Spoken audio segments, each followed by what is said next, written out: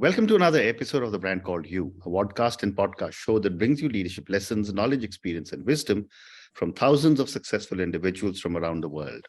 I'm your host, Ashutosh Garg, and today I'm delighted to welcome a very, very senior and accomplished professional from Bangalore, India, Mr. Rajesh Nath. Rajesh, welcome to the show. Rajesh is the Managing Director of VDMA India. He has been awarded the Cross of the Order of Merit, which is the highest civilian award from the German president. So Rajesh, before we get into talking about VDMA, tell me a little bit about your own journey. It has been, Ashutosh. Actually, I was born in a small town. I was born in this small town called Naumundi, which is in Jharkhand, actually. It's on the border of Jharkhand and Odisha. It was very interesting. My parents used to stay in Barbil that time, which was a very small iron ore town, actually. And I remember my mother used to mention that there was no hospital in Barbil. Okay. So the nearest hospital was the Tata Hospital in Naumundi. The distance was only about, I think, 40 kilometers. But way back in the 60s, it took more than almost to reach that. So my earlier part, then my father moved to Bokaro. So we were in Bokaro. My earlier part was in Bokaro. And then a substantial part of my life I've spent in Kolkata, Ashutosh. Okay. And then I went to Germany also. So I worked about 7 years in Germany and came back to Kolkata. And now since the last 4 years, we have been in Bangalore. Wonderful. So let's talk about VDMA. You know, it's a German engineering federation. Tell me about what does the federation do in India? Right. So, Ashutosh, VDMA, the German Engineering Federation, we are the largest industrial association, not only in Germany, but in whole of Europe. We have approximately 3,550 European companies, predominantly German companies who are members of VDMA, having a combined turnover of about 221 billion euros. We cover almost 90% of the German machinery and engineering industry. So this association is an old association, Ashutosh. It carries a huge legacy. It's been there for 130 years. Wow. And we are headquartered in Frankfurt. And besides that, I think we are the only German industrial association having well-established offices in the BRIC countries. So what we do primarily is try to help and support our members, which are the German or European manufacturers, in their journey in foreign markets, and especially BRIC countries where we found they require some handholding, which is more challenging than doing business in the developed countries. So, and that's what we do in India, for example. Our members, we try to help and support our members. We are like the first point of contact for our members wanting to do business in India or wanting to come to India. Wonderful. And you focus on engineering, but are there similar German federations for other industries also? Yes. In fact, interestingly, Germany is a country of associations and federations. There are a lot of federations in Germany. For example, there's a very famous federation, which is Verband Deutsche Automobil, like VDMA, they are VDA. That is the Automobile Association. They also have an association which is for the electrical and electronic goods. So yes, there are a lot of associations, but covering, I think perhaps we are the only association which covers the complete gamut of the engineering sector. So we have 36 verticals under VDMA, as diverse as agriculture machinery, construction equipment, machine tool, plastic processing, food processing, right up to woodworking machinery. And in that way, we are somewhat unique. Yeah. Fantastic. And the other question I had was that every embassy has their own commercial department. Yes. How do you differ, or how do you work with the political establishment as well? So in a way, we work very closely with the embassy or the consulates, German consulates. We are, in a way, you could say, sort of an extended arm when it goes to industrial activities. So that way we are well connected with the Indian industry, for example, of course, our members as it is. We also maintain a close network with the German consulate, German embassy. In fact, I was just there last Saturday together with the German embassy in Mumbai. There was a delegation from one of the state governments of Germany. We did a very nice workshop on skill development, which we had moderated also this workshop. That way, we work very closely with the embassy and the consulates also. So, moving forward, what, in your opinion, are some of the major opportunities and challenges that German companies have in our country? Very good question. I think opportunities are immense. Let me start with the opportunities. India is the fastest growing nation.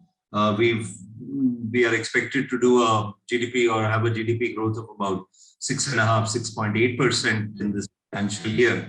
For next financial year also a GDP growth of above 6%. At the moment, we are by far the fastest growing nation. And there is a lot of opportunity. The present, for example, the bilateral trade is roughly around 24 to 25 billion euros. I think this has potential to grow in the next years. And I think itself in 22, probably we are expecting a growth of about almost 12 to 15%. So opportunities are immense for the German companies, and especially, Ashutosh, what we have seen is after the pandemic, there is there is renewed interest of the German companies as an alternative to China, or this China plus one. That is really working for India. For example, we find now in the last 2 years, the German companies are substantially increasing their sourcing from India because they have seen these supply chain disruptions that have happened. They are more keen to source from India now. Also, a very clear trend, Ashutosh, the companies who are already manufacturing in India, they want to expand their footprint, increase their manufacturing. Those who are at the moment perhaps just doing assembly, sales and assembly, they are looking to step into manufacturing. I think there is a lot of interest of the German companies presently and or increase their engagement with India. Of course, there are a few challenges. Land, for example, land costs are pretty high in India. Getting land, a clear deed is not so easy. Doing business, India has progressed very well on ease of doing business, but there are still on the ground level, there are still some bottlenecks that need to be cleared. And then, of course, the other point is quality. India is improving in quality, but I think still there is a lot we can do on improving the quality of the products. But I think this is a good step as more and more European or foreign companies come into India to pay more stress on this quality factor. And overall, it helps in the development of the Indian industry. That's said. And have the opportunities and the ease of doing business, etc., have they changed over the last 2 decades? Yes. Again, a very interesting remark from your side, Ashutosh. I remember when I started my journey with VDMA, Ashutosh, almost 23 years now I've been with VDMA. So when I used to go to Germany, that time the export of German machinery to India was about roughly around 600 million euros per year. So when I used to go to speak with our members about India, the question was why India? What is the interest in India? Now, over the period of the last 2 decades, Ashutosh, more I would say the last decade, no more why India, it is where in India, where can we start a business in India, which is a good city to start in India. So the whole perception of India has changed considerably in these last 2 decades. It is also substantiated by figures, Ashutosh, whereas I mentioned 23 years back when I started, the export of German equipment to India was just about 600 million, almost 3,700 million. So that means in the last 2 decades, this has increased by 6 folds. That is where has been a small bit of contribution from our association also. Promote India as a market as a destination for the German manufacturers and increasing the bilateral trade in the engineering sector. Interesting. And you said that now a lot of German companies are saying not why, but where and when. What are the advantages that Germany sees when it comes to India? Biggest advantage is actually, if you look back to the history, it is a sort of both Germany and India. We are part of the Aryan culture, the Indo-Germanic culture, what we say. Where there is a comfort feel, language is not an issue. I think this is one of the biggest when doing business with India. They're very comfortable. Indians speak good English generally for them to converse, whereas with some of our neighboring countries, that is an issue. It becomes a barrier. You need to have a translator always there. The second, I think, biggest is India offers huge IT talent, which Germany does not have that amount or the number of people in the IT sector.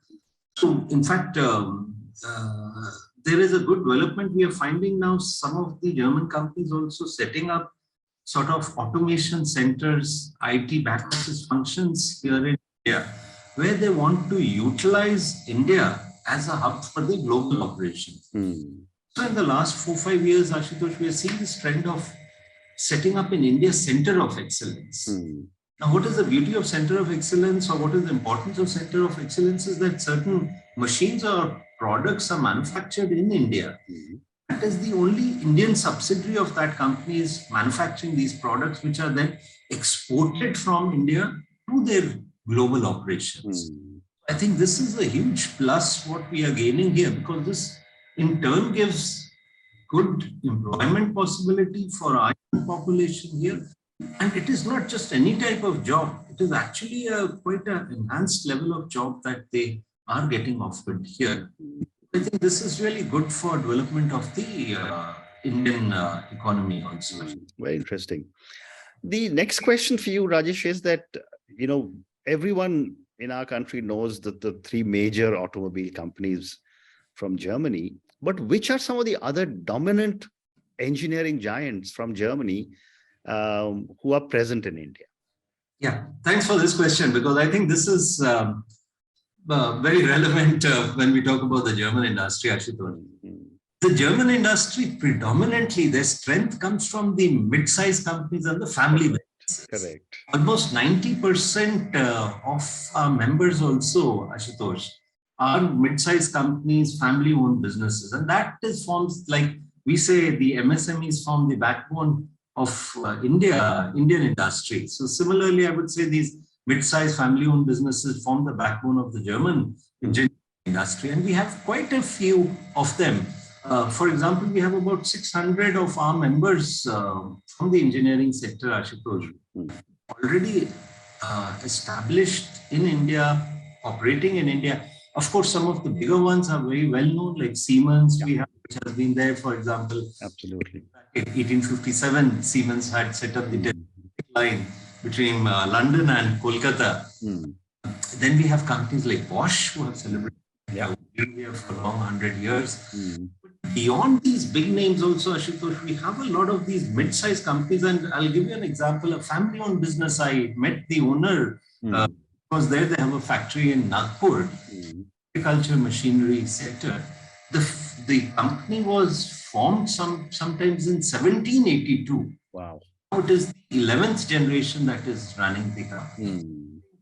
This really speaks volumes of the German industrial culture, and I think this aspect of family-owned businesses, which are so popular in Germany. Very interesting. And while engineering is a very big part of German business and the German economy, what is your perspective on the new technology companies? Whether it's the digital or the software part, or all the new things that are happening. Where does Germany stand in all this area? Yes. In fact, Ashutosh, Germany was one of the proponents of this Industry 4.0, or the fourth industrial revolution, what we are talking now. We are saying that the real-time data can be captured from the machine. Mm. And this data can be analyzed on real-time basis, which can prevent breakdown of the machine. Traditionally, what was happening, Ashutosh, like the supervisor would get the report of the last week that this is happening, this is the machine, these are the parameters. But now you are getting this real-time data and you can really undertake the maintenance, or if the machine is coming for a breakdown, you can do preventive maintenance of the machine. So I think this industry 4.0 is a huge topic, and we also, as VDMA, we see that in fact it has a lot of relevance for the MSMEs, because the larger companies can perhaps withstand the breakdown of a machine, but a smaller company, a micro mid-sized company, if there is a breakdown on the machine, it impacts their revenue also immediately, and they do not have such big deep pockets. So I think, especially for the mid-sized companies or the smaller companies in India, there is a huge scope for Industry 4.0. Okay. As VDMA, we have been propagating that. And if an Indian engineering company is looking for a partner in Germany, right, what is the process they should follow to be able to come to you or go to the embassy, or how does it work? So we offer one service, Ashutosh, where in fact, if an Indian company is looking for a partner, the possibility, it's a simple sheet. We send them the sheet, they can fill up the sheet. This detail is put up on our website in Germany, Ashutosh, for about 3 to 4 weeks. And this is free of charge. So there is no cost involved in this. So the first way that the Indian companies can explore this possibility. Second is, of course, the exhibitions in Germany. These are the very large exhibitions where it is not only the German companies, but in fact global. It's a global meeting point. Like we have one that happens for the construction equipment industry. Ashutosh, this exhibition is spread over 4 lakh square meters. Wow. So it's a huge. I remember I had visited, I was there 4 days, and believe me, I have walked 52 kilometers in 4 days. Exhibition. So almost like more than 12, 14 kilometers per day. Yeah. And, this draws, Ashutosh, this show draws at least around 5 lakh visitors. 7-day period. So there are such good exhibitions in Germany which cater to various industries. It's always a good opportunity for Indian companies who are very keen to look at German partners. They can visit the exhibition and interact. There are these state offices also of German states which are operating in India. Oh, really? Okay. Yeah. So which also do a sort of a hand-holding. They give information, and if a company is interested in setting up an office in these particular states, they help them, support them a lot, and this can really be a starting point for the Indian companies then to explore the market, not only in Germany. The other benefit of Germany, Ashutosh, is that Germany lies more or less in the center of Europe. Being in Germany, you can cover the neighboring countries also. Very interesting. And based on your experience, do you see more German companies coming to India or more Indian companies going to Germany? So luckily, it's both ways, Ashutosh. Of course, the number of German companies operating in India are much higher. There are about almost 1,400, 1,500 German companies operating in India. And we are seeing, especially I can speak from the engineering, renewed interest of the companies, as I mentioned earlier, basically after the pandemic, a lot of interest of the German company. When we talk about Indian companies, yes, Indian companies have been also going to Germany, establishing themselves. I think roughly they say there are now around 500 plus Indian companies in Germany. Very interesting. I think perhaps the difference would be that from when we talk about the German industry, I would say there is a lot of manufacturing happening by the German industry here in India. Whereas when we talk about the Indian industry in Germany, a few of them, the others are more trying to promote their sales and services. And when you look at the exports from India and the imports into India, is there a trade imbalance, or is it balanced, or more or less balanced? Yeah. So there is a trade imbalance, Ashutosh. The exports from Germany to India are roughly to the tune of about, I think, 13 to 14 billion euros, whereas the exports from India to Germany are about 11 billion. Okay. So it's very marginal. There is a trade imbalance of about 3 to 4 billion euros per year. The machinery sector plays an important part here. For example, almost more than 1/3 of the trade is from the machinery sector. Interesting.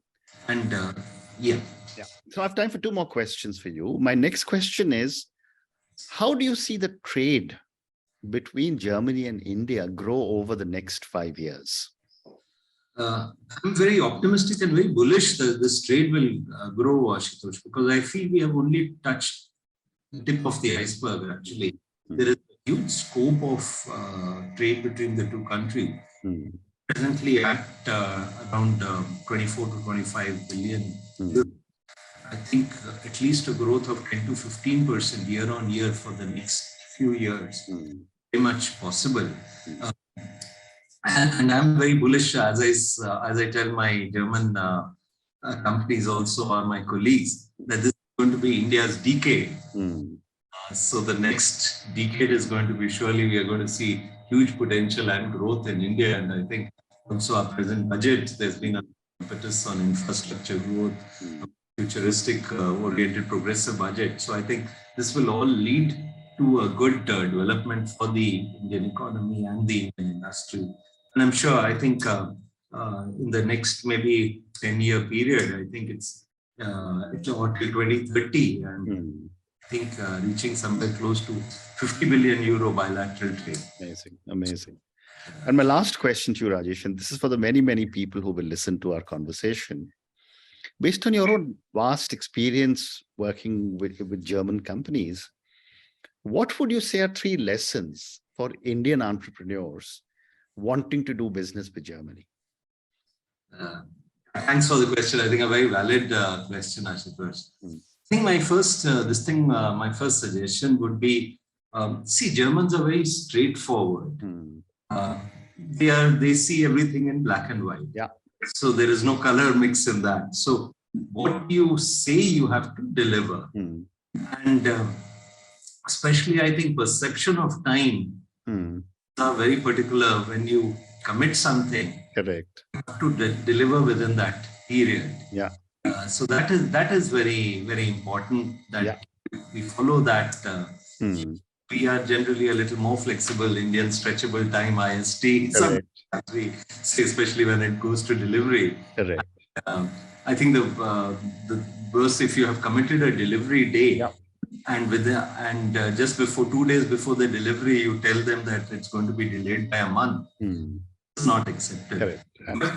On the other hand, Ashutosh, Germans are very understanding also. If you tell them 10 days in advance that I'm having certain supply chain issues or bottlenecks, and it will be delivered, maybe my delivery will get delayed by a month.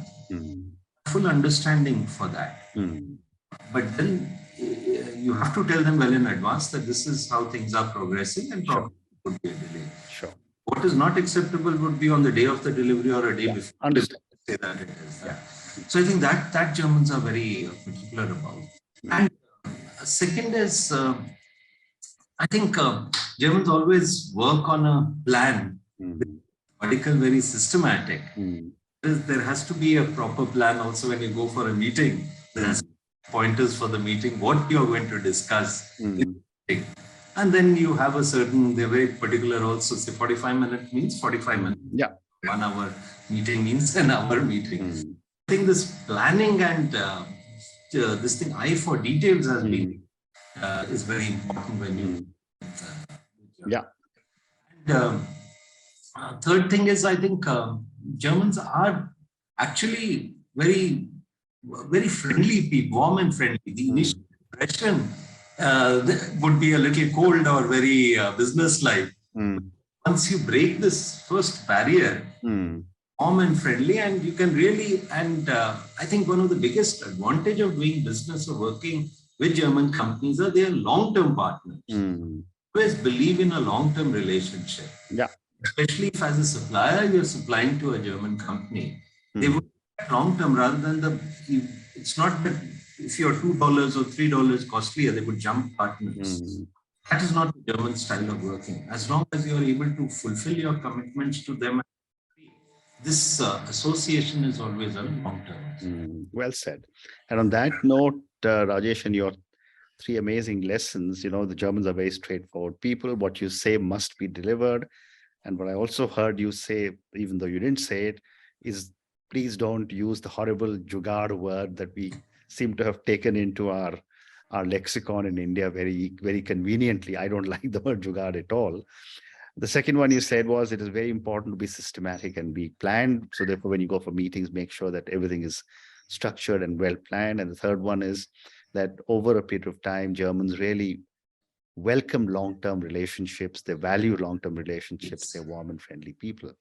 Thank you so much for speaking to me about your own journey, about VDMA, and about all the great stuff you are doing for German companies and Indian companies. Thank you for speaking to me, and good luck. Yeah. Thank you. Thank you so much, Ashutosh. Thank you. Thank you for listening to the Brand Called You videocast and podcast, a platform that brings you knowledge, experience, and wisdom of hundreds of successful individuals from around the world. Do visit our website www.tbcy.in to watch and listen to the stories of many more individuals. You can also follow us on YouTube, Facebook, Instagram, and Twitter. Just search for the brand